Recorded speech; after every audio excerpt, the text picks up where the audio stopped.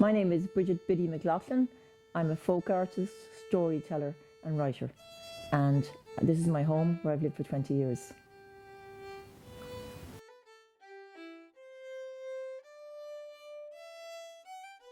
Folklore is something that fascinated me all my life. I grew up in the country, in the North County Dublin, the ward, and my dad is from Donegal and my mum is from Waterford. And my dad was sold farm machinery for years, but all his generations come from Ursman and Donegal, all fantastic storytellers. Storytelling comes out of poverty, really, and it's the poverty that fascinates me. Out of poverty, you get resilience, you get ingenuity, survival tactics, humour, and the lore that happens after it. So poverty has really given us the legacy of folklore in Ireland, right from the famine onwards.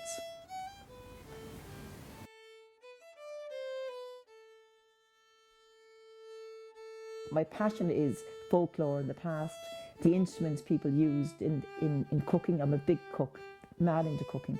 The oatcakes I make come from a 200-year-old recipe, and they have a little fan club for those, and they're made from oat groats, and I make ones with ginger oat groats, and I can't tell you the recipe, and I also make ones with dillisk seaweed, which is very Donegal, and it's a pre-famine, post-famine food as well. I'm very interested in the Irish traditional cooking and foraging for the old ingredients and using them so people can really respect them and know what they're talking about.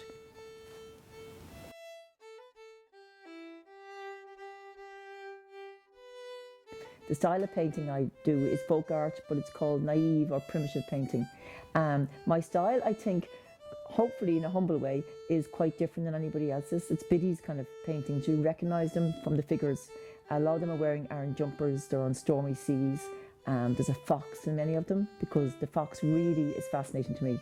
The fox is a metaphor for mystery. If you look at a fox, you see the fox catching your eyes. You're forced to look at a fox. And then it disappears over a wall, and you can never follow a fox's journey. In the same way, we can never follow our own journey. So the fox would be, once you know the fox is there, you know it's a Biddy painting.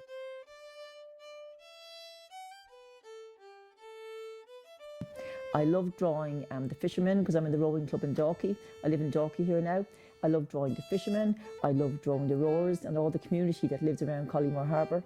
I love all the family. It's a family that lives in Collymore Harbour, an extra family. So I'm a very lucky woman to have a family, a very unusual family tree with my own bloodlines and then the added ones of friends.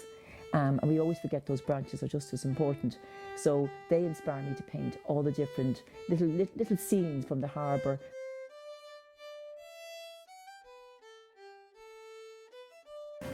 I was always an artist, always a painter since I was a child. And then I left my painting for a while to be a journalist. And it's just a different form of storytelling. So I worked for many years as a journalist in the Sunday Independent, for Punch magazine in London, for the Sunday Times. But all the time I was working as a story, which is storytelling as well. All the time I did that, I also painted.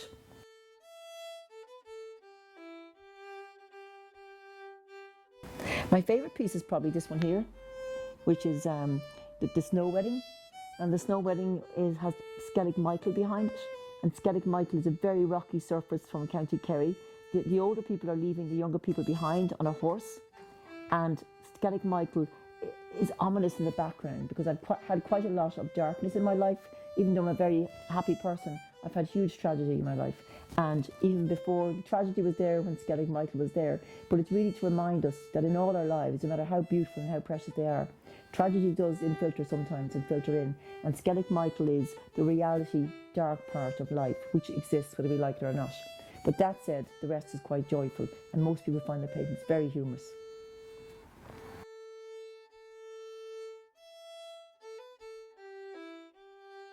No one knows what's in store for them. Like the fox, I cannot know my journey, but my journey so far has been absolutely magical.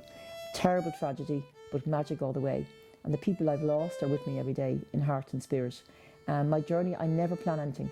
I just live for this moment now. The moment I have now is with you lovely girls here and my son here, Johnny, by the fire. And that is as far as I go. I don't even plan the evening time. I just love every moment. And whatever happens will happen. And anything that hits me again in tragedy, I'll deal with it. Anything that hits me again in joy, I'll embrace it. And so I'm a very lucky woman. So I'm very happy.